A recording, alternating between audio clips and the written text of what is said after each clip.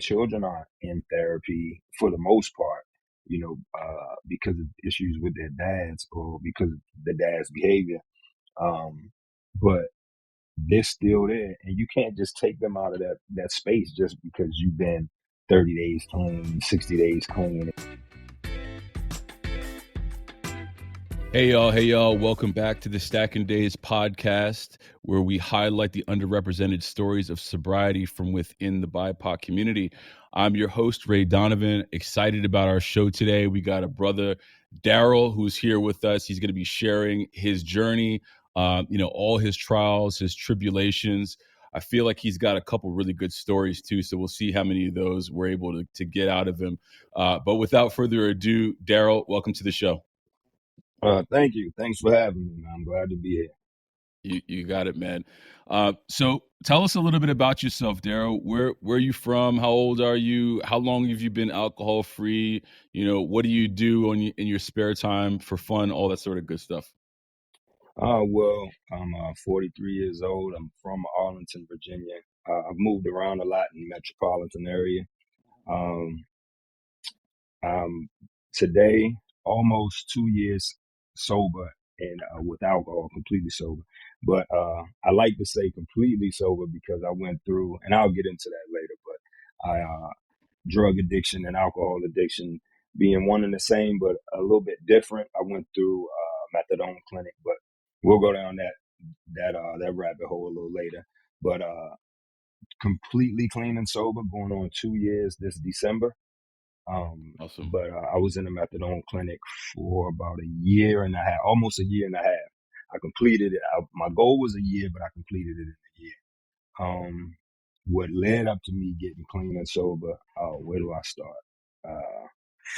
Well, hold on. First and foremost, let me just say congrats, man, on beating those demons and getting to where you are today, almost 2 years in. Meth is not part of my story, but I can imagine when you stack that up on top of alcohol, that's a challenging, bit of quicksand to get yourself out of it, man. So I wanted to give you a shout out, flowers to you for that. Thank you.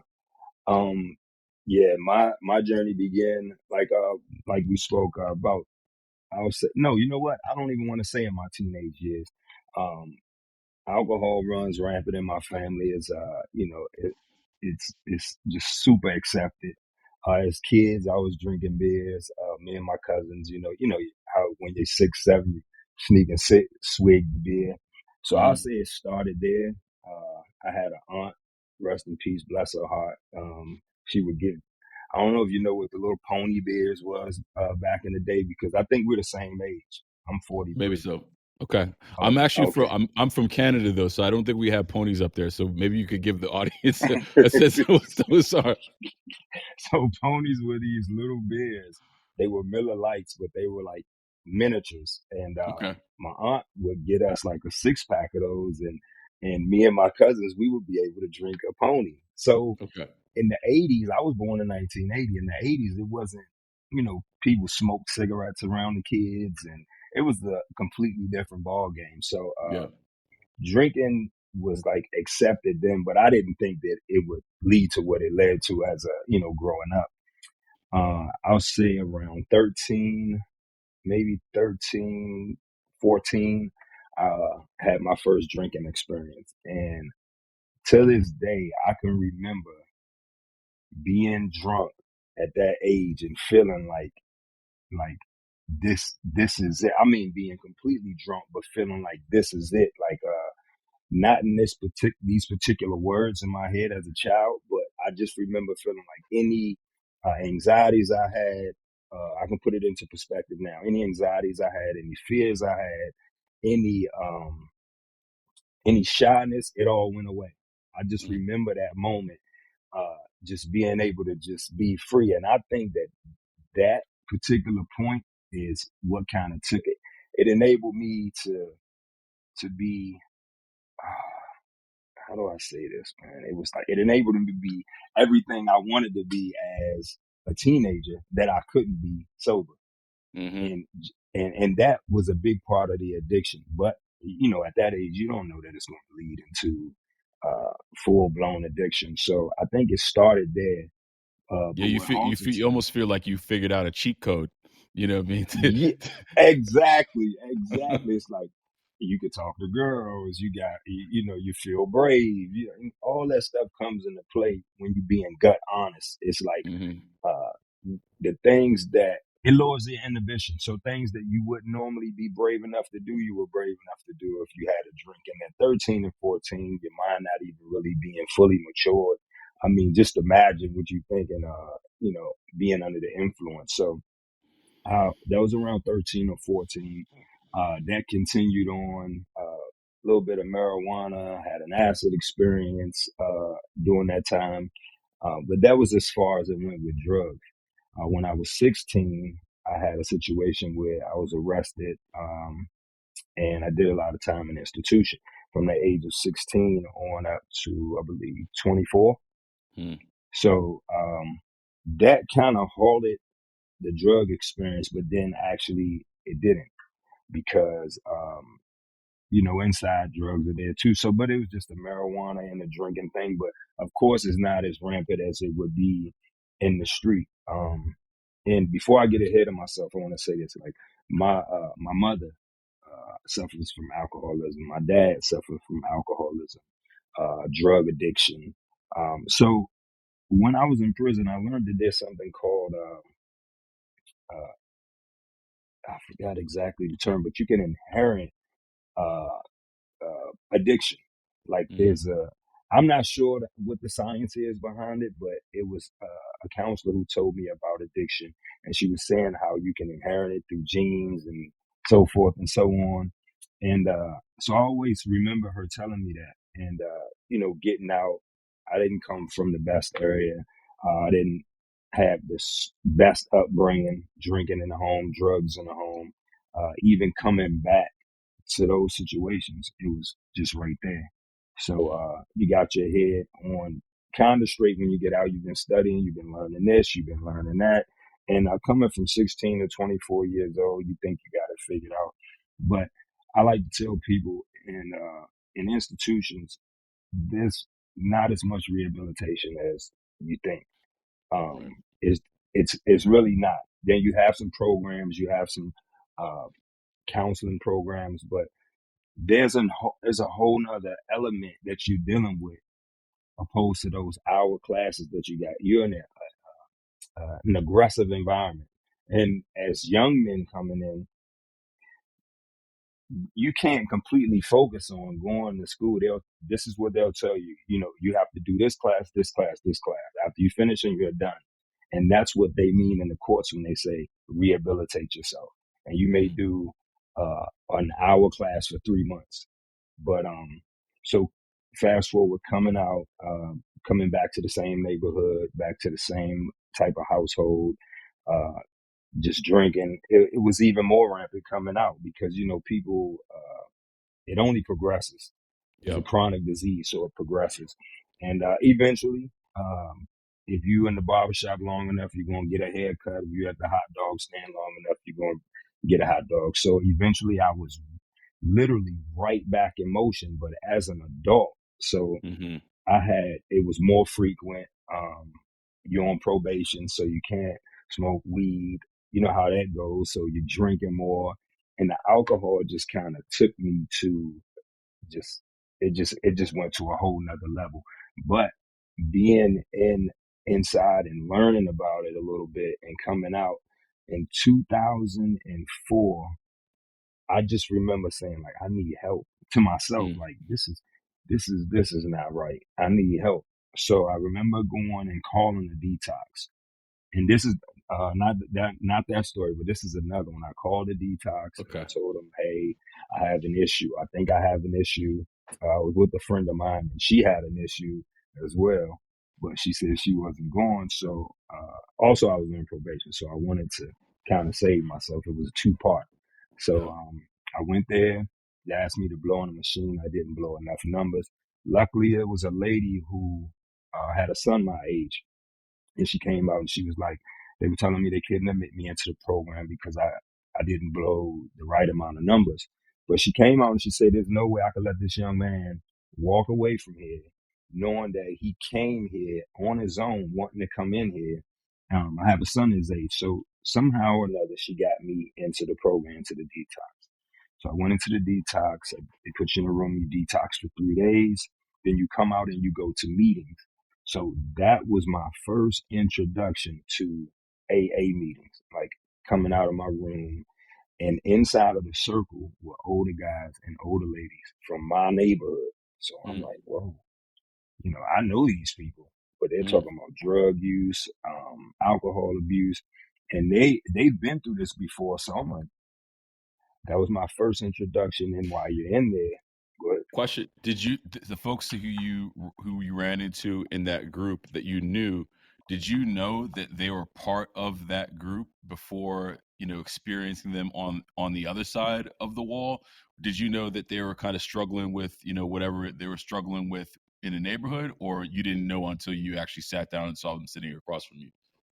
Well, it's so normalized in my community that a person drinking, or you see a person, I know they're not at their super best, but I didn't know those details until I got in. Like, whoa, because Yeah. you open up in those meetings, and I'm like, they open up about childhood, and these are people who are much older than me, and I'm like, for a second, I'm like, are they lying?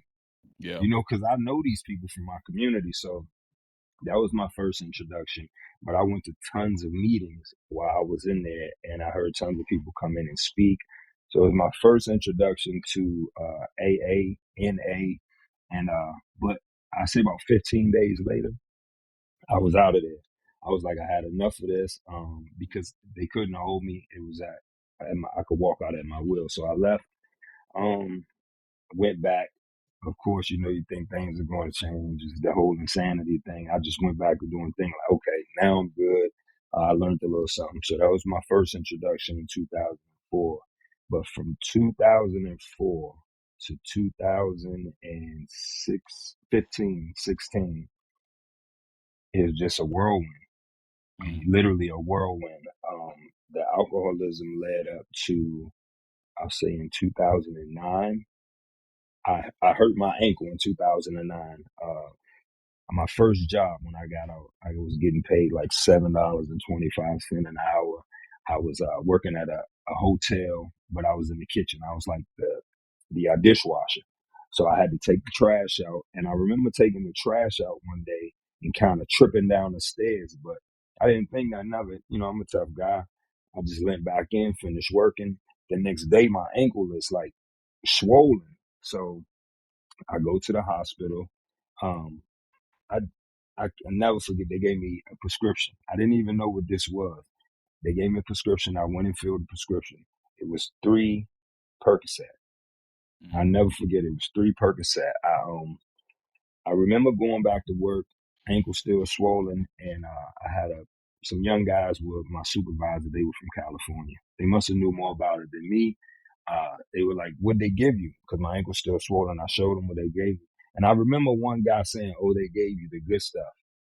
Like, what? Like, what is he talking about? And so I remember taking one, and I think that was my first experience with opioids, and taking that. Uh, I don't know. It kind of. I was like, I remember puking. Uh, Not to be too graphic, but I remember going outside like, oh, what type of medicine is this? And I remember puking, but then I remember coming back and like feeling great. And it gave me that same feeling that I had at 13, 14 years old, that we were talking about, like that bravado. And like I found the cheat code. I didn't know too much about the medicine to get it again. So that time came and went. And I was still in the streets, still just not doing right. Institutions, jails, hanging with the wrong people. Family is, fully indulged in drinking and alcohol, and a few of them are doing other criminal activities. So it led to arrests. It led to, I've been in detox. I've been to about 6 programs. I've been to behavior modification programs, which are like drug rehabs, inpatient. I've been in the Salvation Army program, all court ordered. I was gonna say, are these all court mandated? Yeah, court mandated. And sometimes when you live in that type of life, you do these things to avoid arrest, but the whole time you're learning. And I told a story on my social media platform where like it was ironic that I was in detox because I went there, spent that time, that 15 days there, and an older guy from my neighborhood told me this is what you need to do. If you don't want to go to jail, you need to stay in here because your probation officer is going to violate you or whatever. So I did that and then I left, like I said. But later on, I just remember actually needing the programs, like actually being in these programs and actually listening down and actually needing them. So I remember being in about 6 different programs. I've done them all. The last program wait, I'm getting too far ahead of myself. So 2009, 2010 comes along. I meet a guy. He tells me about a Vicodin or something like that. I don't even know what this is, but he shows them to me. I take them. It was like a swap. I take it, and it gave me the same feeling as the Percocet years before. And once I found that, whoa, somebody knows about these, that took me down the longest road that I've ever been down in my life. It starts out as fun, but it was painful. I was functioning because, doing other activities in the street, I was able to function because, you got to be able to support your habit. And there's a thing that I always tell people in communities like mine, when you're making money and you're kind of popular, you're party. But if you don't have money and then you're an addict. And that's the way we look at it in the community. But all in all, you're an addict, and it just started getting to the point where I had to have it, and sickness. So that led to so much opioid use. It was crazy, and I just couldn't. There were times where I was hospitalized. I'm talking about. I just don't want to make it, and I don't want to sensationalize it and talk about it in a way where, like, put it on a. But it was just terrible for me. Well, let me ask you. Did you make that transition from being the dude who was just having a really good time in his social circle to the dude that folks are looking at and being like, nah, Daryl's an addict, or or maybe saying that about yourself? Because I know that you've had a bunch of court mandated interventions. At what point did you get to a place where maybe you were saying to yourself, I got to figure this thing out, man, because I'm not going to survive if I continue to go down this path? 2000 and it was 2015. I was found in a car, just passed out. I remember being in the car, passed out. I was parked. Somebody knocked on the car. I'm guessing it was an officer. I looked in and said, "Are you all right?" I said, "Yeah." They kept walking, but they didn't leave it there. At the time I didn't like it, but I'm fortunate that they followed up because it led to me going to jail. But of course, I knew a counselor there in the jail who always wanted to help me. She always seen something in me that I guess I didn't see in myself. So she told me about a program, and it's nationwide. It's called Drug Court. It's like the toughest program in the United States. And I know in Virginia it is. It's the toughest program. If you can complete it, she told me, if you can complete this, you can learn how to live. And if you can learn how to live, you can stay out of here and stay off of drugs. So I was like, yeah, okay. Get me in the program. And so she told me about it, but she said, listen, it's very, very, very strict. Like, you can't mess up. It's very intense. And it was, but I told her, I said, because at this point, like you said, I was kind of at my ropes end, and I was like, I got to do something. I got to do something. Like, I got children. I can't keep going to jail, or going to programs, things like that. So I was like, I got to do something. But truthfully, I just told her if I could figure out a way to live, then I won't even commit crimes and come back to jail. I won't use drugs and come back to jail. And she was like, well, if you can complete this program, I can promise you, you can learn how to live on the street. Because the program consists of cognitive therapy, tons of life skill classes.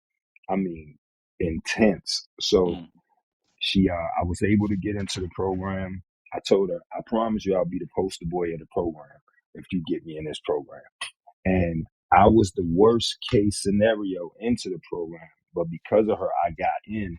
And she said, if you can complete the program, it will allow people with your backgrounds to be able to get in, because they wasn't letting people with my background in. I completed with flying colors. When you say background, what does that mean? Does that mean folks who had, your kind of record with, with the law, folks who were coming from your name? Like, what exactly do you mean your background? A combination of both.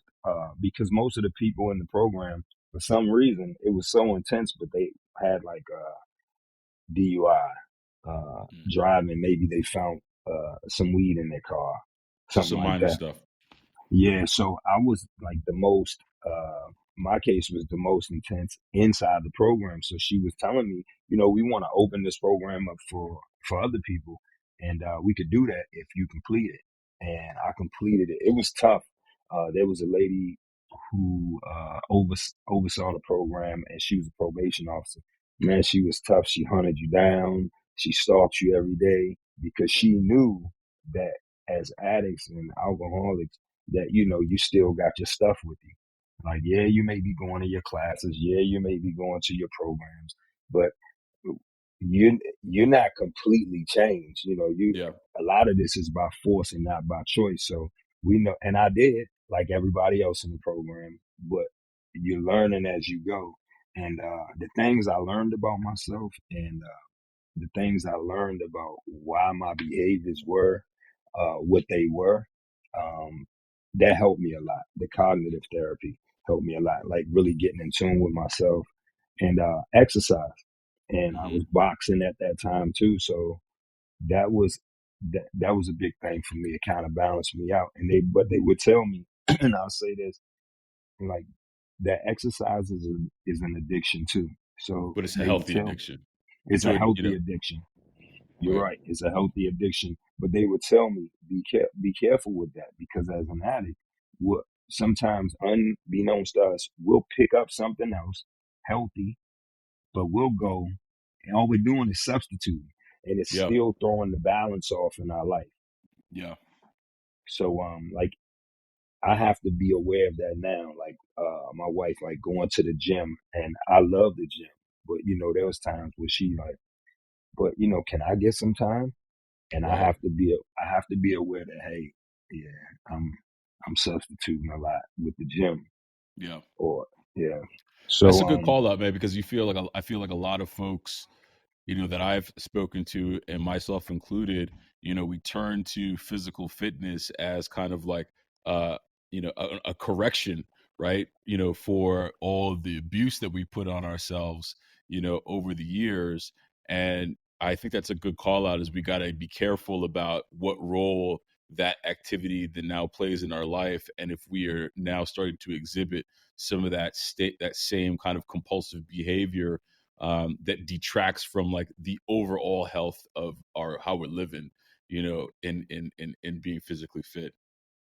yeah, and the biggest the, it's it overshadows, or you kind of blind to it, because like you said, it's a healthy substitution.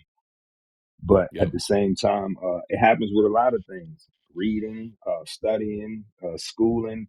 We just substitute and fill a void. So I think getting therapy helped me understand what the voids were, and what I was trying to what I was using to, because you're using to something. There's something Yeah. there, but there was a lot of neglect as a child.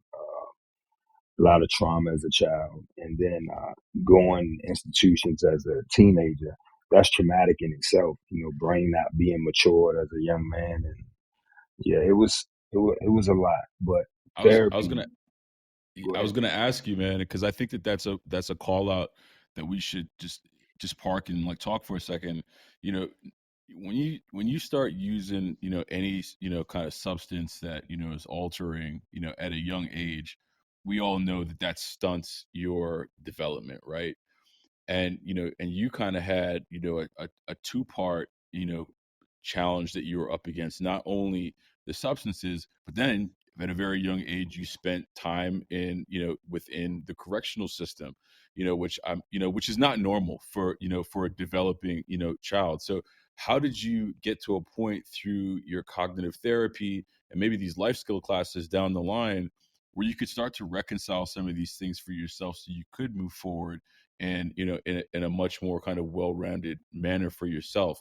Because I mean, even in my experience, like there are certain things that I come across in my 40s that I'm not entirely equipped to be able to deal with, because I never really kind of nurtured that strength, that muscle within myself. I'm much more mindful about it now, so I can approach it differently, as a mature man. But I am curious, how did you start unlocking some of those things for yourself as as you were on this journey to try to heal yourself, so you didn't step back into this lifestyle that you knew was not going to be serving you? I took it upon myself to try to be, and it's hard sometimes, even now, because I'm still a work in progress, to try to be as self-aware as possible. Hmm. And even now, like sometimes you can get outside of yourself and lose yourself.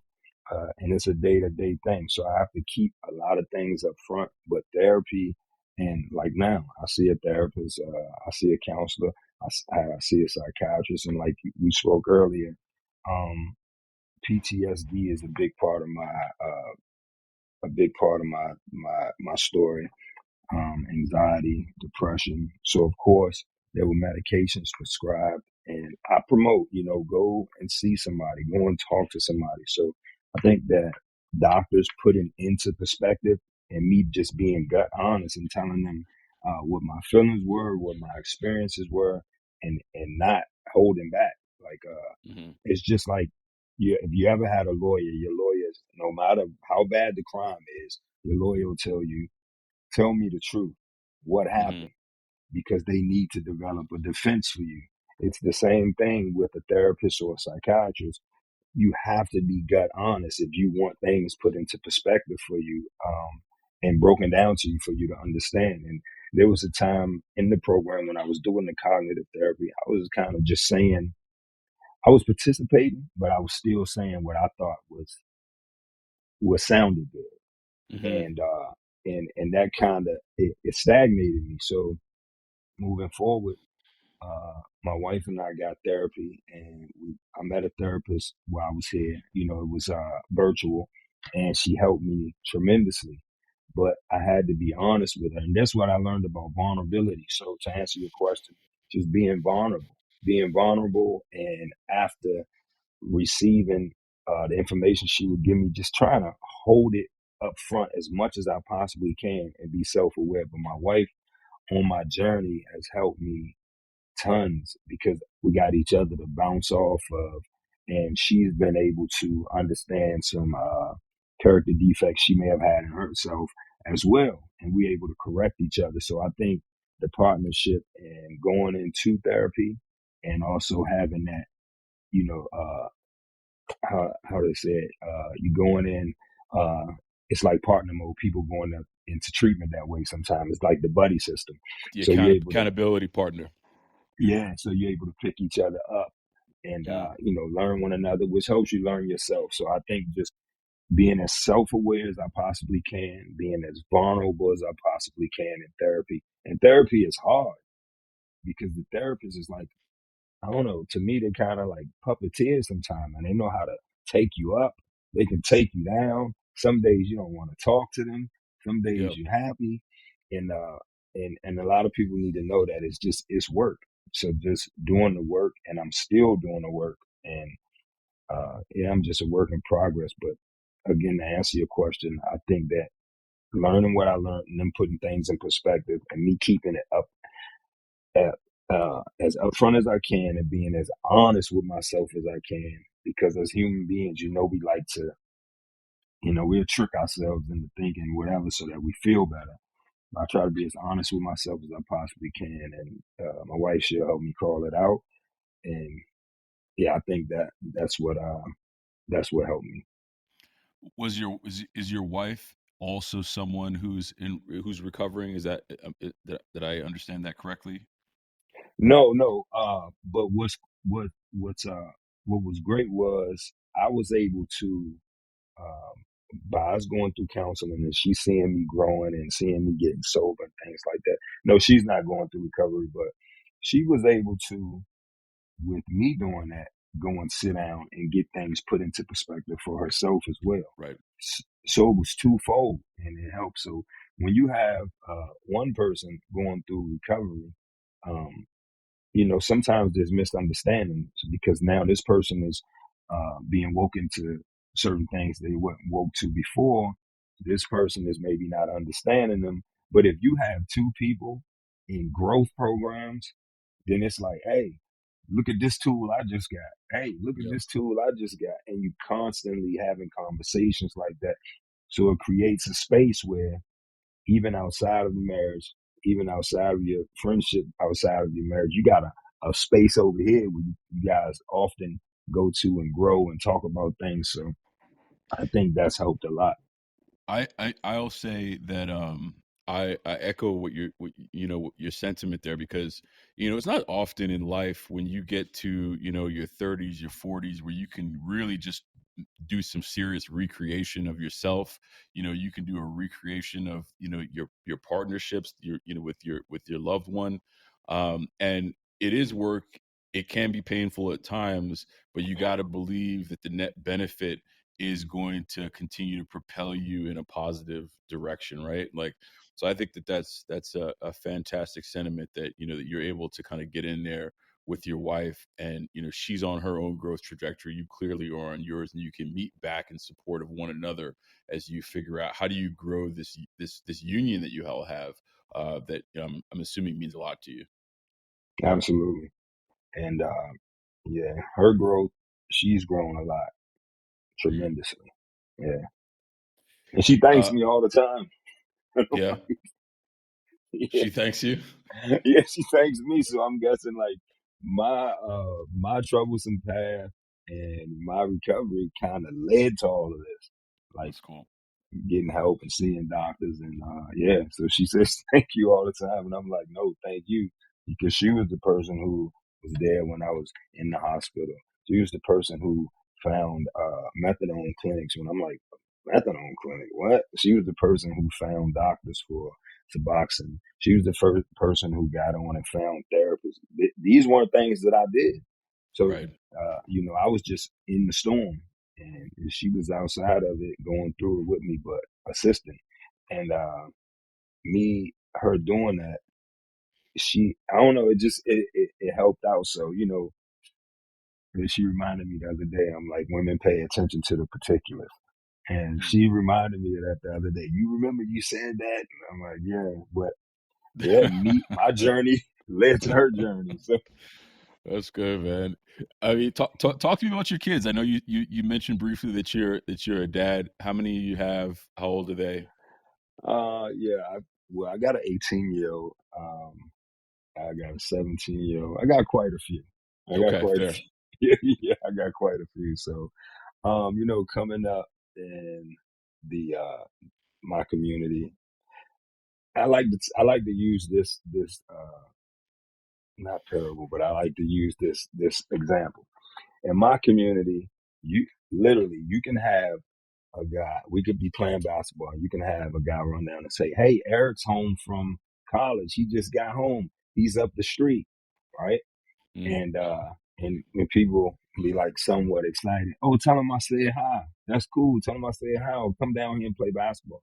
You can have the same guy run down the street and say, "Hey, Tony just got out from doing 5 years," and the whole court goes crazy. Where is he? Blah, blah, blah, blah. So it's like so backwards, so abnormal, but it's normal. So coming out of institutions for some reason in communities like mine, you're like almost popular, Right. and that Celebrated. leads, yeah, you celebrate it for things like that. And as a young man coming out of institutions or corrections, and it, what comes with it. It's almost like you're a football star in high school, and you don't have any life skills.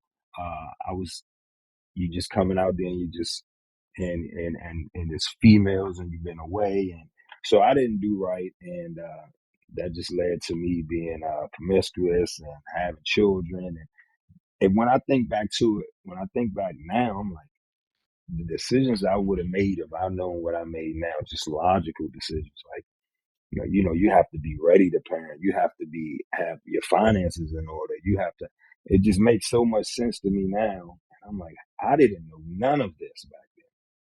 Like, I thought my thought process was nowhere near what it is now. How did I even do that? But yeah, so I got beautiful children. My relationships with them now are improving, but you got to think there was and still probably is a lot of bitterness going in and out. I always been there with them and loved them, but I had a lot of distance being in programs and being in institutions, but it's getting better now. It's like day by day. I have relationships and talking. Just Yeah.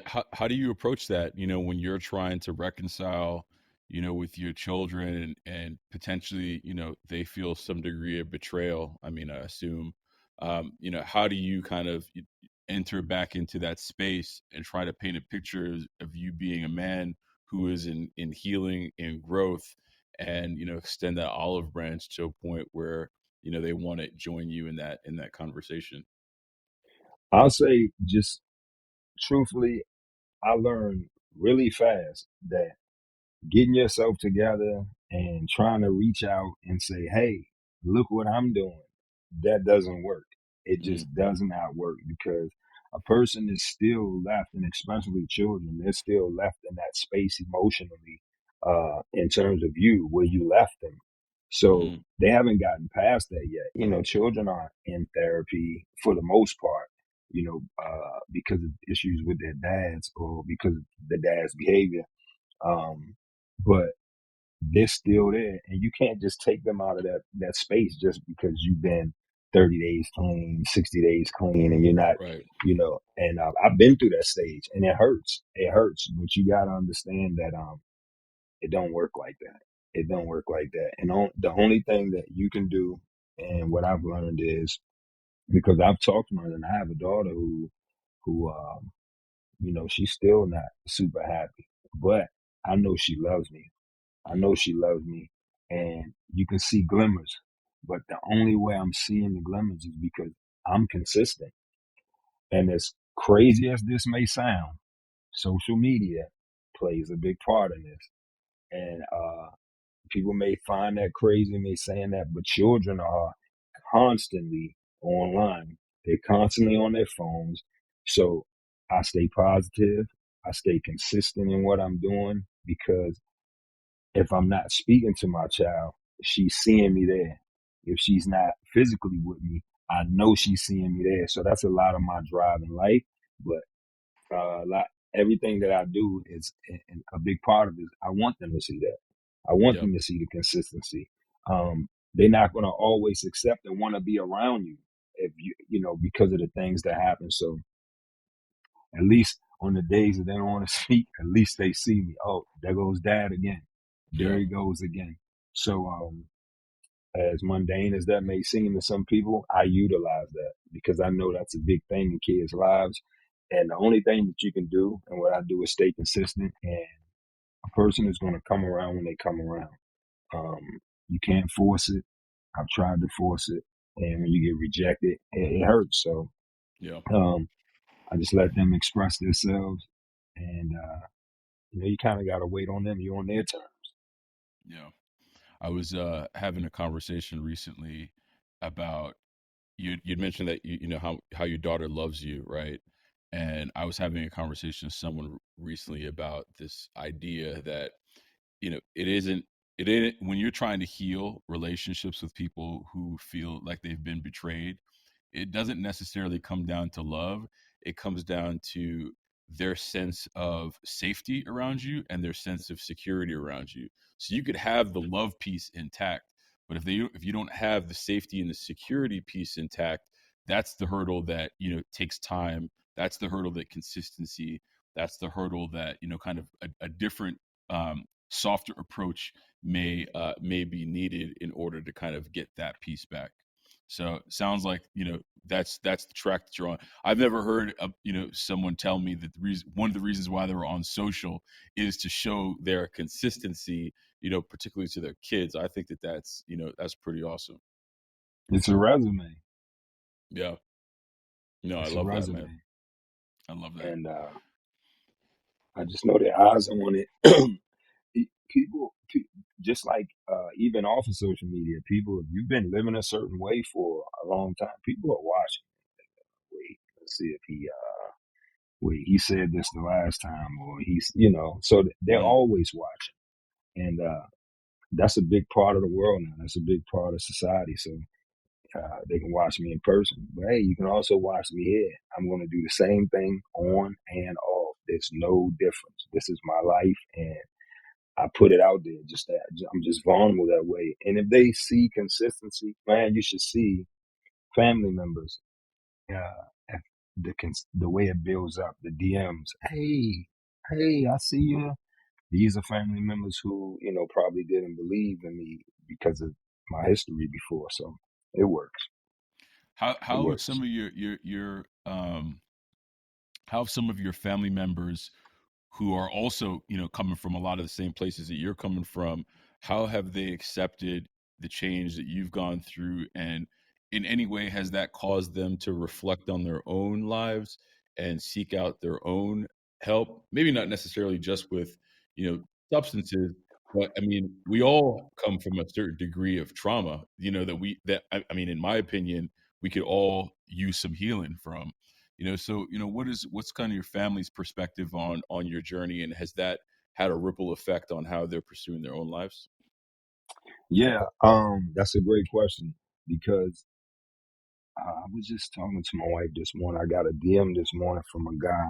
He's not necessarily family, but he's a guy that I've known from my neighborhood for a long time. And family like him, uh, it took a while, but then, like I said, it was slowly falling, and then the momentum picked up. And a lot of them were, I'm proud of you, and then I'm proud of you to go to, hey, how did you get into this, or how did you get into that? And then I'm all open to answer the questions. I've had female friends of mine come to me, hey, my husband, hey, he this is going on, can you help me with this? And I'm like, it blows me away sometimes, but it's because it's not normalized. But I'm normalizing it, I guess, in my community and in my family by just openly talking about things. So it has had a good effect on family. I've had them reach out and say, "Hey, I know I need to stop drinking. Hey, what'd you do? How'd you stop drinking?" So the questions I get asked on the regular, they blow me away because they're asking me. If you know me back then, it's like, uh, yeah, you wouldn't think that would be happening. And a lot of them say that, like, bro, if you can do this, then Mm. yeah. So that made a difference. Well, that kind of leads me to, a few final questions that I have for you as we start to wrap things up. But in that same light, when someone comes to you who is on the fence, maybe they're curious about what a life out, after, the abuse of alcohol could look like for them, but they don't necessarily know what their first step is going to be. What is it that you tell them? Well, the first thing I tell them is, you know, everybody's not ready because I had somebody tell me that. I don't try to discourage them, but I tell them because I know, like me in the beginning, my initial thought was, hey, I want to get, this is not right. And like, I'm feeling like I want to change my life or I want to stop doing this. But I had a guy tell me, and I think I told the story.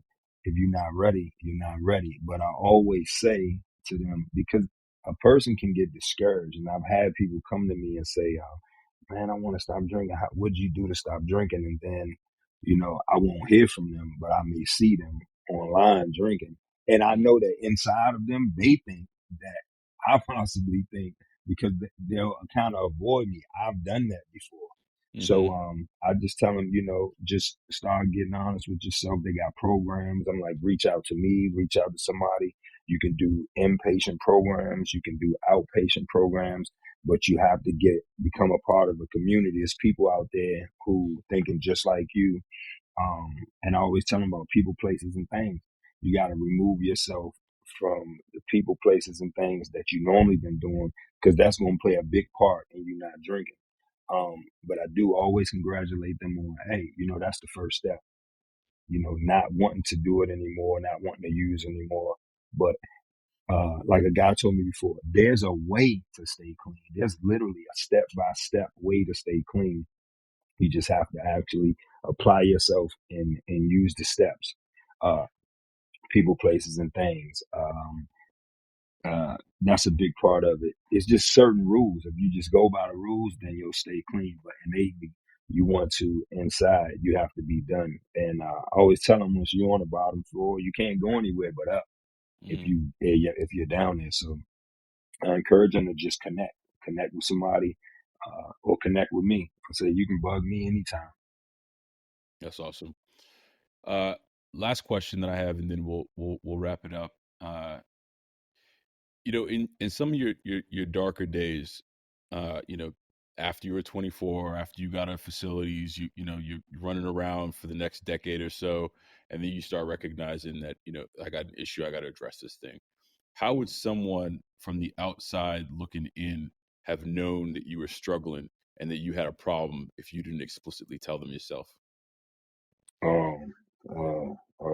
It depends on which someone. Are you talking about, like family members, Could be a or family just? member. I mean, I know that you've mentioned that there were folks within the system that had that recognized it, but I mean, they're almost trained to be able to do that, right? I'm talking about kind of your people, what I mean, your folks. Just being productive, not working. Of course, your physical appearance. I'm gonna say I went through about a year in PCP, right? And I may have looked like a skeleton. I lost some friends to gun violence, and I don't use that as an excuse, because I was inside. Drug use was rampant anyway in my life. So, but I went through a year of that, and your physical appearance. Um, uh, I've always taken care of myself, but just not being productive. No gym. People can tell, hanging around the wrong people, no job, um, not coming around. When you do come around, man, it would to get into it would take so long. It would take so long, but yeah, just finding you places. My grandmother finding me in the bushes, just all types of stuff. Just the examples, just being, yeah. I'm thinking about it now. It's just crazy, man. Just finding you passed out. My physical appearance, I've lost so much weight, just look like a skeleton. And just not being productive in life, man, and not coming around, trying, secluding myself, isolating myself, because, you feel ashamed. Yeah, you're trying to hide. Yeah. You're trying to hide. I appreciate that, man. I think vulnerability is an underrated superpower, man. Like, I feel like especially as a Black man, where I could speak from, is that when you get to a place where you can find some vulnerability, then you can start doing some things that you were never really able to do before, because you truly are stepping into the light and not hiding anymore. And I think that that's incredibly empowering. So I appreciate everything that you're doing. I appreciate the fact that you continue to show up on the platforms. I appreciate you coming on today and sharing your story. I know that we didn't get into some of the crazier stuff that I know you have in your library, But where can folks find you so that they can get more Daryl and get more some of these stories that you share? Man, oh man. Well, my IG is progression_365. My TikTok progression_365, and well, the podcast, I'm kind of getting it together on YouTube, but I'll be posting it on IG, and Daryl Palmer, DARYLPALMER on Facebook. So, yeah, I'm kind of getting things together, technically, and with my YouTube channel. So it'll be a lot more stories told soon. And y'all guys forgive me if I was kind of all over the place, but I'm just getting into this thing. Look, man, these journeys are complex. It's challenging to capture everything in 40, 50 minutes, Yeah. But I do appreciate it, man. Let's stay connected. Y'all go check out Daryl. I tell you, his stories, at least the ones that he shared that I've heard, they're well worth the listen. He sounds like he's full of them. I'll continue to tune in. Thanks for joining, brother. I appreciate it. I appreciate you. Thanks for having me. You got it, man. I appreciate you guys listening to the Stacking Days podcast. I hope this episode added value to your recovery and wellness journey. Before we go our separate ways, let's connect on social. You can find us on TikTok and Instagram at Stacking Days, or via the website www.stackingdays.com. By supporting the show, you can play a direct role in amplifying people of color in their pursuit of recovery. The easiest way to do that is to subscribe or hit the follow button. This way, you'll never miss an episode, all while playing an active part in creating the ecosystem where diverse voices in healing matter. This show is for the purpose of education and connection and is not a replacement for therapy or recovery care. For more information on the resources and support available, take a look at SAMHSA and some other resources shared in the description. Until we meet again, be well, one day at a time.